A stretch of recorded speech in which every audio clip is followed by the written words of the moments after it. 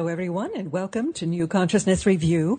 I'm Miriam Knight, and our guest today is Colby Hopkins, an independent researcher, writer, and activist. He studied history and political science at the University of Rhode Island and recently graduated from NYU with a master's in global affairs, where he specialized in international economic development and human rights. He has participated in many activist events and demonstrations, including a nonviolent civil disobedience at the White House in 2006, which opposed the war in Iraq. And he worked with Operation First Casualty and Iraq Veterans Against the War. He was an organizer with Occupy Wall Street in New York City's Liberty Square and the West Harlem 99%, from September 2011 until August of 2012, when he moved to Palestine to teach English. My goodness, Colby, you are just an activist right down to your fingertips. Yeah, I try to do a little bit of everything, I guess. Well, what brought you to my attention was your new book, Another World is Possible: Freedom, Economic Truth, and Creating a Society of Humanness. What actually drew you into the world of politics and activism? I think it's something that's in most people who participate in activism. It's just this, you look at the world around you and you hope to change it, and then it becomes an analysis of where you fit into that, because there's so many people doing so many different types of work, and where do you fit in where you're going to have the greatest impact? That is a short answer, but I'm not sure how widely applicable it is, because many people, kind of wring their hands and say, oh dear, what's going on in the world? And yet they never do anything. There must be, was there anything in your childhood or background that kind of predisposed you to activism? I think for me specifically, I grew up in a house where my mother talked about her participation in activism when she was in college. She grew up in the 60s, and she participated in some activism actually on the University of Rhode Island campus around equality for the black students on campus and things like that. So I grew up listening to those stories, and I actually participated in some local activism around the school system when I was in elementary school. And so I was always sort of thinking in that vein while trying to work and go through college. It was always, what's my role?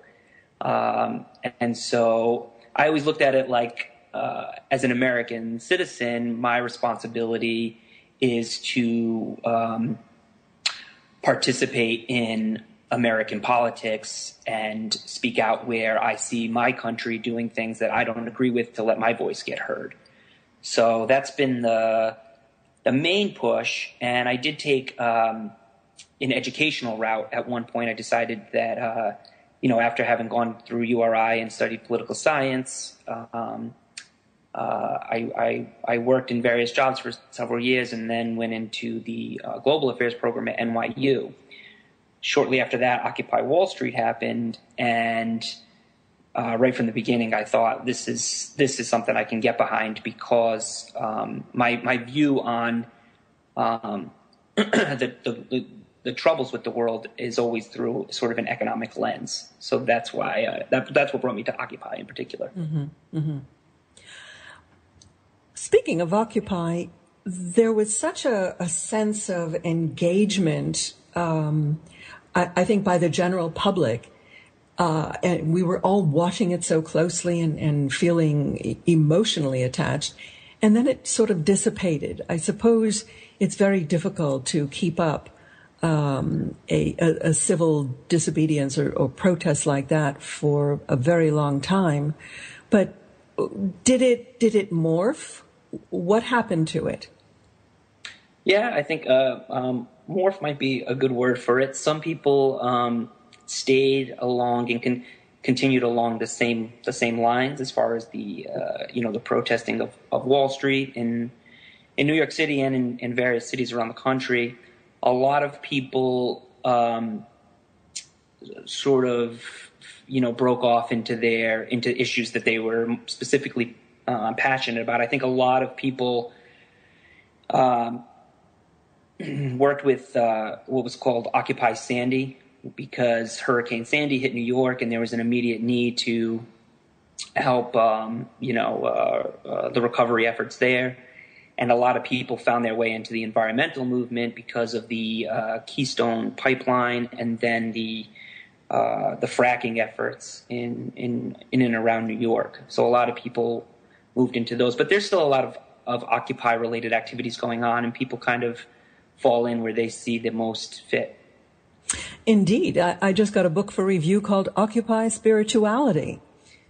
So, I guess it's kind of a focus for the personal urge to make the world a better place in whatever area really appeals to you. So I guess the Occupy Wall Street was just a catalyst or that ignited or gave people permission to get active. And this is what your book is all about, isn't it?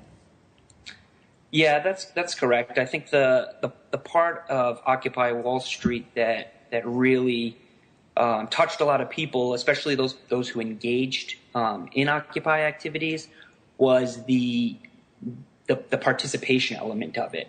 Because on one hand, it was presented in the media as a very sort of polarized leftist engagement, but people who were there and participated knew that that's not really the case. It was much more of an effort to find ways to include everyone's voices and find common solutions, no matter where you fit on the political spectrum or how you identified. So that's what I took from Occupy as far as what I put into the book, because I think it correlates a lot with how people really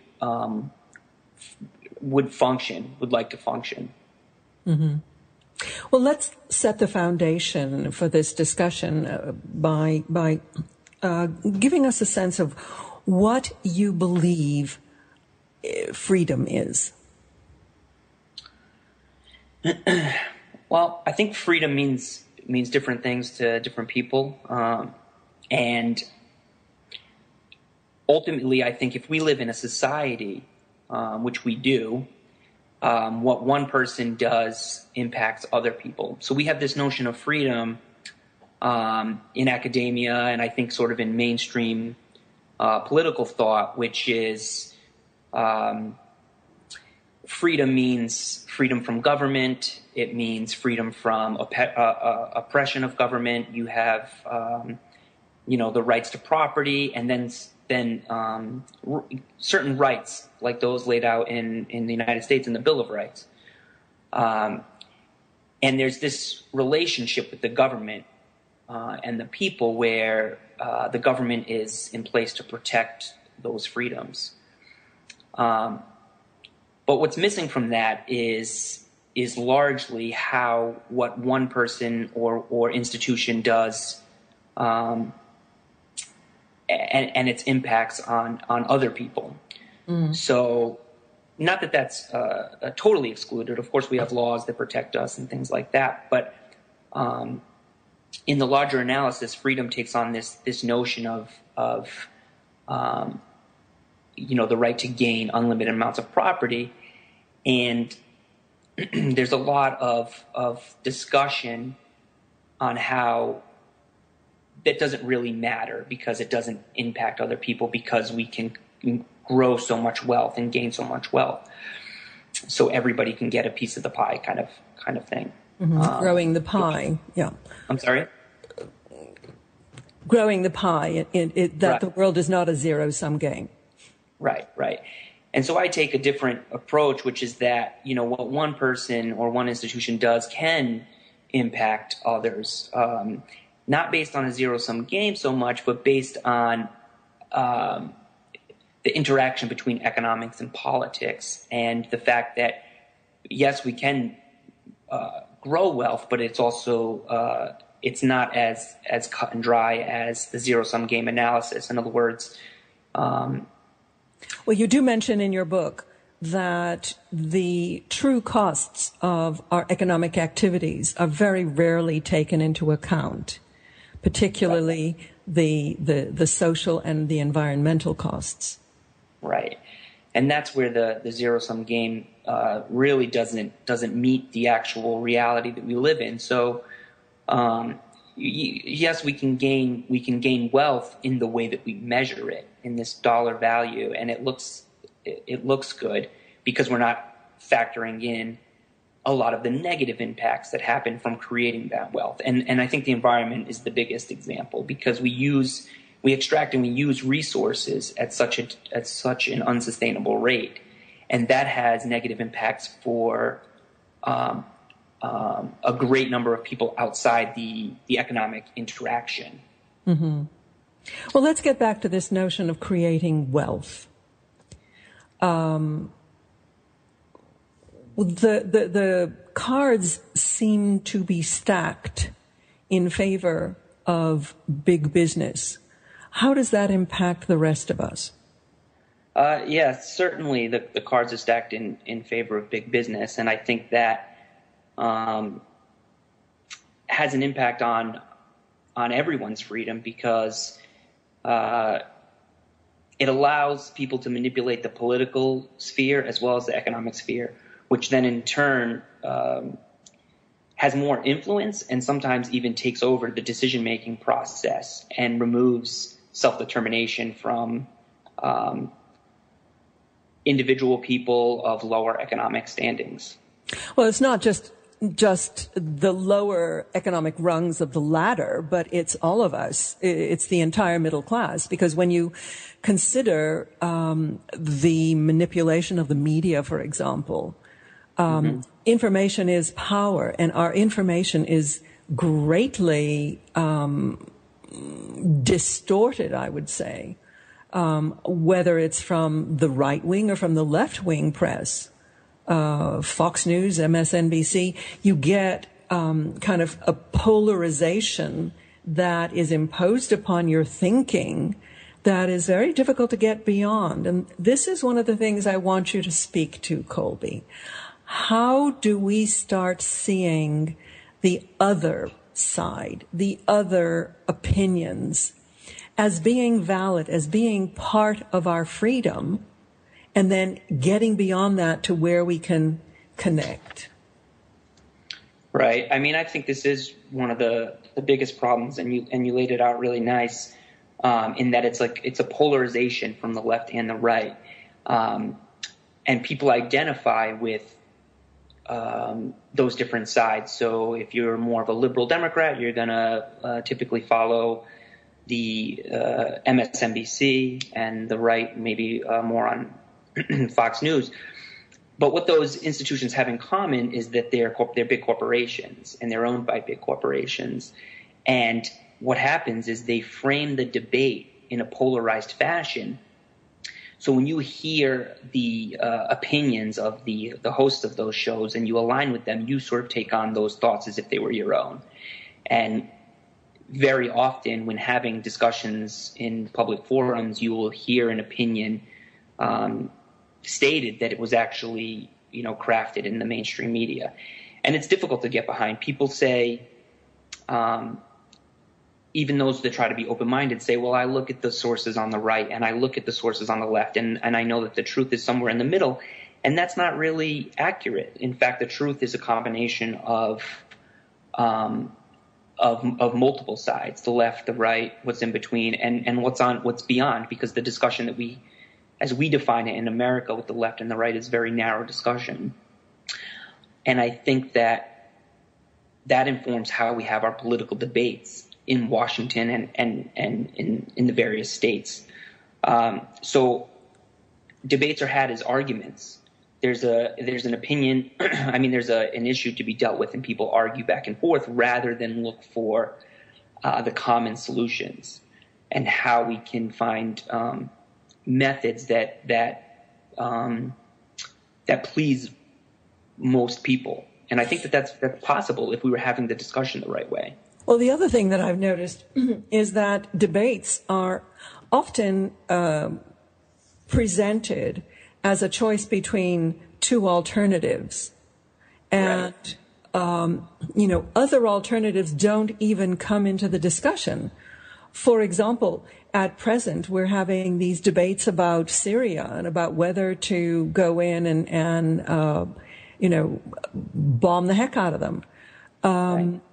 And it never occurs to those having the debate that maybe there is a third alternative. Maybe instead of using the bombs to kill people, we can use the money that we would be spending on that to actually help the refugees, to change the economics of the country.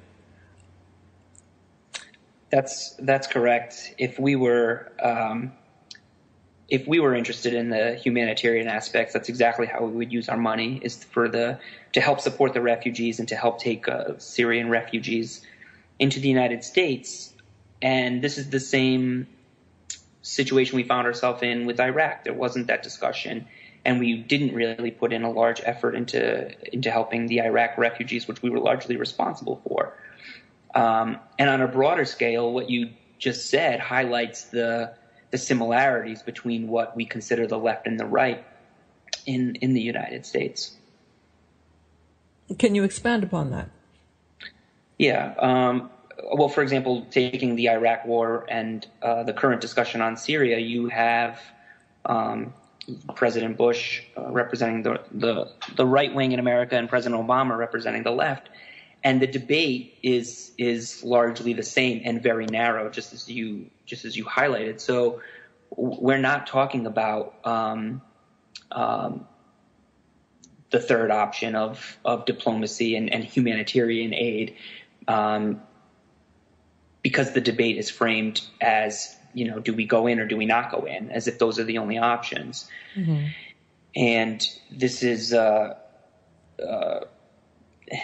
how these debates typically are presented, whether it's the left or the right. Sure. Now, the tagline of your book is creating a society of humanness. What do you mean by humanness? So the idea of humanness, as how I lay it out, is all that it is to be human. So anything that can be human, it sort of falls under this broad concept. And the reason I've present it that way is because so many of our policies and our thought processes are based on this narrow definition of human nature, which is rational, self-interested, and competitive. And those things are part of what it means to be human, but we're also irrational, compassionate, and cooperative. And we're impacted by things like, society and civilization and education and morality and all these different things that inform our decisions. Mm-hmm. Yet we base our policy on such a narrow definition. Mm-hmm. I know you gave the example in your book of the debate about the right to life. And you said that when you actually spoke with people, you found that their opinions really were quite close together, that the gap that separated them was very small. And how would you go about creating an environment where people could actually discover that? Right. Well, this is the thing that I really identified with at Occupy Wall Street, which was, and it sort of encountered what we were discussing about the media frame debate, is how do you have these open public discussions with people where you can really get into the human elements, which are not black and white polarizations. They're very detailed and very nuanced. And we could use any example from our social debates. The right to life is one that I outlined in the book. But it's basically about getting people together and talking and finding what's really important to each other, and then having a common solution. And the reason I use the right to life in the book is because it's such an emotional issue that people are very passionate about, because you're talking about life and death. And, when people are in all aspects of American society are interested in preserving life. So if we're trying to get beyond the polarization, that kind of discussion would be about how do we go about. You talk about setting up these sort of forums. What do you call them?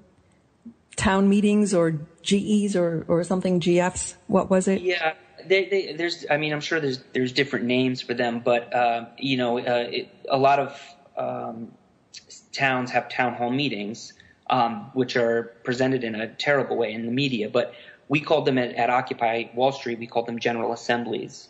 Mm-hmm. But basically, it's just it's public discussions. And what we did in Liberty Square was we tried to help create processes to facilitate them in a way that gave everybody a voice. So rather than have... Do you think this is something that needs to be face-to-face, or can it be done via the Internet? I think the Internet and other communications technologies are good tools to help assist these type of things over long distances. What I argue in the book is that proximity is relevant, and that you're more invested in the place that you live or work. So you're more, you're more likely to have more productive dialogue if you are face to face. There's a human element to being in the same room with people and seeing them, the body language, the physical contact, things like that. That helps people form relationships and trust, which are things that are extremely relevant to economic success and democratic processes that you can't really measure.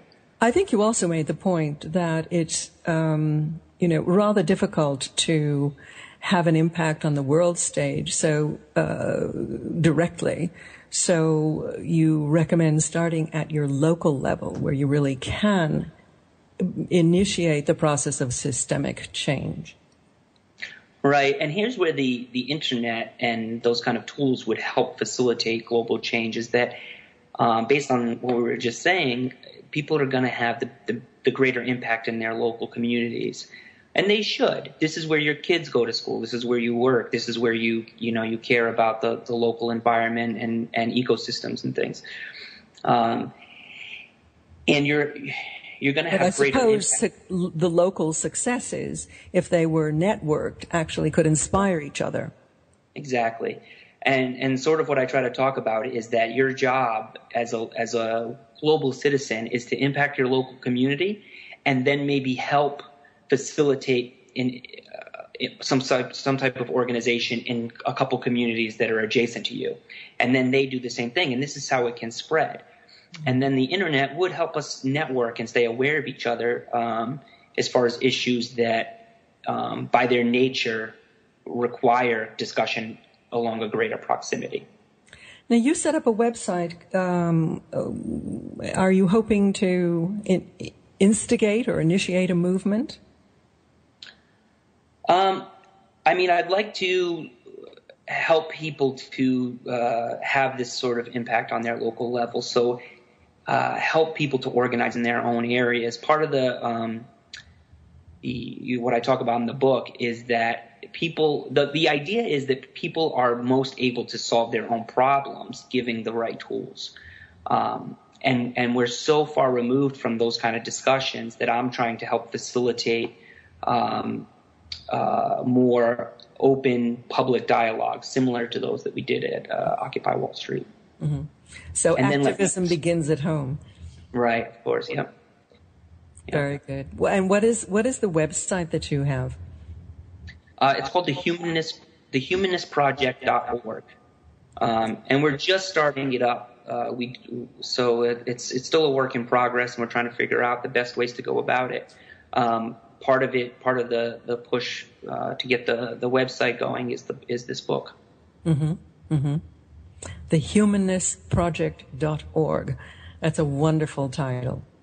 Thank you. Well, Colby, I hope that you have tremendous success with this, and it is so wonderful to see young people like yourself who are willing to put themselves so on the line for the greater good. Do you feel that this is an impulse that is spreading around the world? You know, one of the things, being so active in New York City and seeing and being inspired by, there's just so many activists and so many people doing amazing work that as big as the problems are, I can't help but feel optimistic about it, because people are just wonderful and creative and compassionate, and it's I'm just trying to do a small part as well, but I'm inspired by so many other people. Well, I'm inspired by you, Colby, and I want to thank you for all that you do. Colby Hopkins, the author of Another World is Possible: Freedom, Economic Truth, and Creating a Society of Humanness. And your website is, again? thehumanenessproject.org. thehumanenessproject.org. Colby, thank you for being with us today. Thank you so much. It was my pleasure. I really enjoyed being on.